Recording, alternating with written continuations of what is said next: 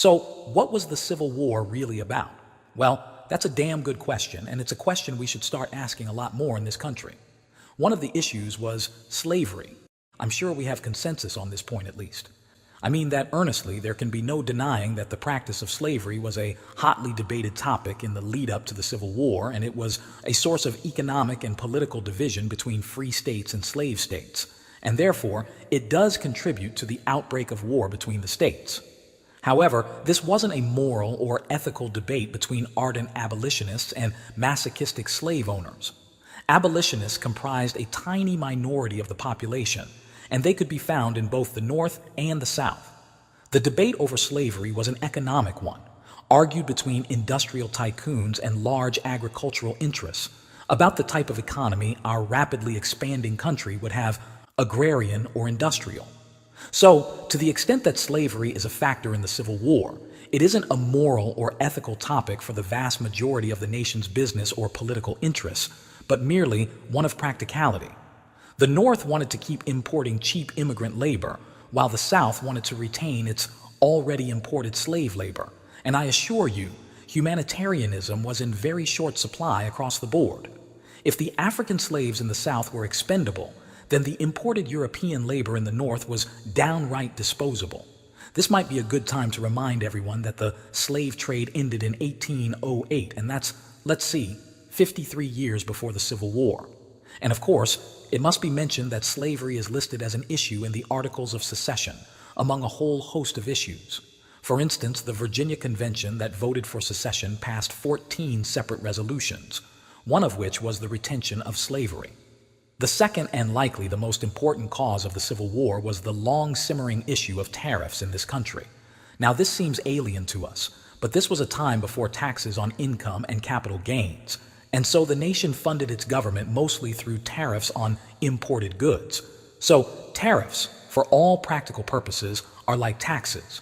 The northern industrial states were decisively pro-tariff because it protected their manufacturing interests against foreign imports, while the South was virulently opposed to these protective tariffs because it raised the cost of their imported European goods, as well as generated legitimate fears that other countries might respond with increased tariffs of their own, which would make it harder for agrarian interests to export their raw goods to foreign markets. This was a marquee issue for the southern states, and the balance of national politics continued to tilt steadily more towards the northern industrial interests instead of the southern agrarian interests. And southern opposition was rational and self-interested and quite vocal, as is the case in most matters of economics. I mean, the tariff of 1828 was literally called the Tariff of Abominations. That's how upset the Southerners were becoming. It led Andrew Jackson's Vice President John C. Calhoun to devise a political theory known as nullification, which argued that a state could declare a federal law null and void within its own borders if they found it unconstitutional. Now, to us, again, these concepts are so distant and dated that they sound downright foreign, but these were genuine issues that generated considerable discussion and debate at that time. I am not endorsing Calhoun's idea of nullification, but I am stating that this interpretation of states' rights and the balance of powers was not beyond defense at that time. The increased tariffs and the idea of nullification led to what became known as the Nullification Crisis of 1832, when a group of Southern stalwarts held a convention and declared the tariffs unconstitutional and threatened to secede from the Union. President Jackson ultimately compromised, and the tariffs were lowered, and in the end, nobody seceded. But again, here's a direct case a mere 3 decades before the outbreak of the Civil War, of the concept of states' rights, allowing the prospect of secession based on Southern opposition to tariffs, not slavery. This is especially relevant to the topic of the Civil War because Abraham Lincoln once billed himself as a Henry Clay tariff Whig, and even stated in 1847, "Give us a protective tariff and we shall have the greatest nation on earth." So Lincoln is very much in the camp of the northern industrialists on the topic of tariffs, and his election to the presidency caused serious concern for Southerners, not because he was opposed to slavery, but because he was so ardently pro-tariff. How do we know this? Well, because, as I mentioned earlier, Lincoln kept saying over and over again that he had no problem with slavery, and then he took direct action to guarantee the slave states' rights to practice slavery. So, logically speaking, what must have spooked the Southern states the most was their concern over Lincoln's staunchly pro-tariff positions, which ultimately is not surprising, because most wars are fought over issues of economics, taxes, and land. Kind of like another war of rebellion that took place in this country. A third and equally significant issue closely related to the topic of tariffs that absolutely contributed to the outbreak of the Civil War was the genuine ideological belief that states had a legitimate right to leave the Union if they so desired. This worldview was not only prevalent throughout the South, but also present in the North, as many politicians in the North were uncertain of what to do during the outbreak of the Civil War. Northern abolitionist Horace Greeley, a very admirable man by most counts, famously put forth in an editorial in his paper during the outbreak of the Civil War, "If the Cotton States shall become satisfied that they can do better out of the Union than in it, we insist on letting them go in peace. The right to secede may be a revolutionary one, but it exists nevertheless. And whenever a considerable section of our Union shall deliberately resolve to go out, we shall resist all coercive measures designed to keep it in. We hope never to live in a republic whereof one section is pinned to the residue by bayonets." I mean, here's an abolitionist arguing to allow the Southern states to secede, and he was hardly alone. A lot of political observers and individuals were content to let the seceding states depart on the grounds that they had the right to do so. I have a feeling these realities have been redacted from our textbooks, and maybe we should start to ask ourselves why these important details are curiously missing from our kids' textbooks. In addition to the three issues of slavery, tariffs, and the philosophical belief that states could leave at their own will, I will put forward a fourth and final major contributing factor to the Civil War, whilst conceding that there could be other factors as well. Though it may seem a bit pedestrian, I will argue that Lincoln's raising of federal troops was a significant enough catalyst to warrant its designation as a contributing cause of the Civil War. It's very important to remember that the Southern states did not secede all at once. The timeline is actually quite staggered. The Confederate states of South Carolina, Mississippi, Florida, Alabama, Georgia, Louisiana, and Texas all seceded from the Union by February 1st, 1861. However, after the firing on Fort Sumter, Lincoln issued a call for 75,000 federal troops on April 15, 1861. This served as a catalyst that prompted the states of Virginia, Arkansas, North Carolina, and Tennessee to then secede and join with the Southern Confederacy within about 9 weeks. I recognize that 7 of the eventual 11 Confederate states had already seceded by the time of Lincoln's call for troops, but the states of Virginia, Tennessee, and North Carolina were crucial additions to the Southern Confederacy's viability as an entity because they also became the top 3 states in the Confederacy in terms of population. No offense to Arkansas, of course. By gaining Virginia, the Southern Confederacy also gained the support of some of its finest generals, including Robert E. Lee, Thomas Stonewall Jackson, Jeb Stuart, and George Pickett. And that is as close as I am getting to the topic of military history, a subject I loathe and am totally unqualified to discuss. Without these final 4 states, the Southern Confederacy would have likely struggled to survive for even a full calendar year.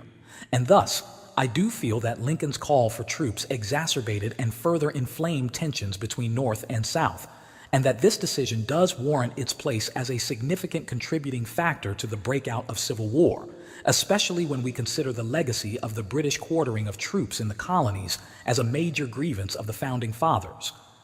And so, this is where I find the slavery-only argument breaks down quite quickly, because a clinical scan of the outbreak of the war points to at least 4 major contributing factors. I hate to editorialize, but essentially we have a situation where Southern slave states are unhappy with Lincoln's election as president. They have what many at the time would call a legitimate belief that they can secede from the Union at any time. They have genuine long-term economic concerns over tariffs that nearly led to their earlier departure. And these concerns have only increased after Lincoln's victory, while also having concerns about slavery. But Lincoln then asserts over and over that he is not a threat to the institution of slavery, and that he has no desire to end its practice. Not only that, as discussed earlier, he has green-lighted and fast-tracked a constitutional amendment to guarantee the slave states' right to practice slavery indefinitely, and then they still left in spite of this. I abhor this practice, but if we had to assign a number to the issue of slavery in this whole topic, I'd say slavery was maybe 20 to 30% of the cause of the Civil War, and yet the dominant narrative would have us believe it constituted something like 90 to 100% of the entire conflict. When the annals of world history show us countless conflicts caused by multiple factors and almost never just one cause, it is essentially dogmatic thinking that would have you believe a mythology that the Civil War would only have one primary cause. Now, as important as it is to challenge and dispel this mythology, it is just as important to understand how and why it got here in the first place. After all, dogmas and ideologies typically don't arise by accident, and this is no exception. And just as the Civil War had multiple contributing causes and not just one, the feel-good fable we have constructed and propagandized to the point of total saturation also has multiple causes. The first of which was a gradual shift of the narrative brought about by attention-seeking academics, publishing materials with fewer and fewer facts and increasing levels of editorialization so as to sell books and earn spots on TV talk shows that nobody watches. You know the ones. I mean, every industry has bad actors, and I think that all of us on this stage will likely agree that academia is no exception, present company excluded, of course. And to this point, I must add that this slavery-only version of the Civil War was not always the prevailing way of teaching the conflict in this country. For decades, the Civil War was better taught in this country as being a complex affair brought about by multiple issues and with good and bad on both sides. But I find it curious that the more removed we have gotten from the actual events, the more off the rails and hyperbolic, and dare I say, the more politicized the teaching of this event has gotten. If you don't believe me that self-interested bad actors can shift a narrative on a topic over time, then I'll take this moment to point out that at this very time there is a small movement of academics who are pushing a revisionist dogma that the Texas Revolutionary War was about slavery as well. Now, I am not a Texan, so I do not wish to thrust us into unexpected waters that I am not familiar with, but I have colleagues in Texas who have pointed to a few books that are pushing a new narrative and attempting to distort the cause of the leaders of the Texas Revolution. And so, I wouldn't be surprised if in 30 years, children in that state will be indoctrinated with an ever-shifting narrative on that topic as well, just as has happened with the Civil War. I do find it curious how in this country, if a rebellious movement is victorious, we call them revolutions, but if they fail, we simply call them rebellions or insurrections, as though they aren't all extremely similar, just like fees aren't taxes, right? The second cause of this shift in narrative is a very common element in human psychology that can, of course, be transferred from individuals to society writ large. And this tendency is called proportionality bias, also known as major event, major cause bias. In simple terms, it is the tendency to believe that big events must have correspondingly big causes. And the Civil War is a big event that had a catastrophic death toll and wreaked incredible havoc upon this country. So, it is only natural for us to dream up a big cause to go along with such a big event. And when you factor in the 600K or more deaths spread across 4 brutal years, the specter of brother fighting against brother, of houses divided, so to speak, we long and hope for a noble cause to accommodate such a painful time. And so, in the post-civil rights period, which spawned a movement, we'll call it, for what they call social justice, it isn't really all that surprising that this revisionist dogma chose to make slavery the all-inclusive issue for a complex and complicated affair. And for those of you who might counter me here and assert, well, surely all big wars with high body counts were caused by important moral issues. I'm sorry, the answer is no. You've fallen for the proportionality bias. Remember World War I? What was that caused by? Some Serbs assassinating a guy, some entangling alliances, and then the mobilization of one nation's army led to a global conflict that cost 20 million lives. We Americans joined in that conflict at the cost of more than 100K of our own. And I assure you, there was no great moral cause for that conflict. And then there are the Napoleonic Wars, the War of 1812, countless wars of succession in monarchical countries, and most recently, the war in Iraq, which was conducted under the guise of the ever-elusive weapons of mass destruction which still haven't turned up. There are always reasons and causes for conflicts throughout history, but they often aren't contests of lopsided morality. And to give in to this proportionality bias runs the risk of sensationalizing and moralizing that which should not be, to create false angels and false demons, both of which are very dangerous errors. After all, if we start to see angels and demons where there are none, we may lose our ability to see them where they actually are. And so, this self-indulgent effort to make this country's most painful conflict an epic showdown between black and white, of good versus evil, of angels versus demons, is not just egregiously incorrect, it is downright dangerous. I have tried to keep my personal emotions out of this conversation, but I am genuinely shaken by the vitriolic and hyperbolic comments made about Confederate leaders like Jefferson Davis and even Robert E. Lee in recent years, with some people calling them monsters. Genghis Khan, Attila the Hun, the dark minds behind the Third Reich, etc. You know, psychotic mass killers. Those are monsters, not self-interested Southerners who came up short. Conversely, pedestalizing Lincoln and the Northern cause is similarly disconcerting because it robs us of an opportunity to learn from and even admire the Union's ability to overcome their own moral shortcomings to emerge victorious and abolish slavery. Rather than reimagine Lincoln as some sort of false angel, I find it far more compelling and inspiring to know that it was a racist white man who was completely indifferent to the institution of slavery who managed to summon the strength and moral clarity to end that practice forever in this land. Similarly, I find it quite valuable that in this world of immense suffering, as history is practically an unending sequence of painful events, that something as morally ambiguous and yet incredibly painful as the Civil War can have a very good result come from it, that being the abolition of slavery. But calling people you don't like, alive or dead, monsters is a quick trip to the dehumanization of those with whom you disagree. You see how quickly we can succumb to extremism and moral absolutism. The Third Reich did it in the name of racial purity, and now we are doing it in the name of racial equity. But it makes no difference. It is still zealotry of the kind that allows no space for nuance, context, or shades of gray. It leads to violence and destruction. And so these iconoclasts who pound their chests and scream their moral superiority should take note that they are following in the footsteps of some of the world's most dangerous zealots that have repeatedly brought about immense suffering. Good company, indeed.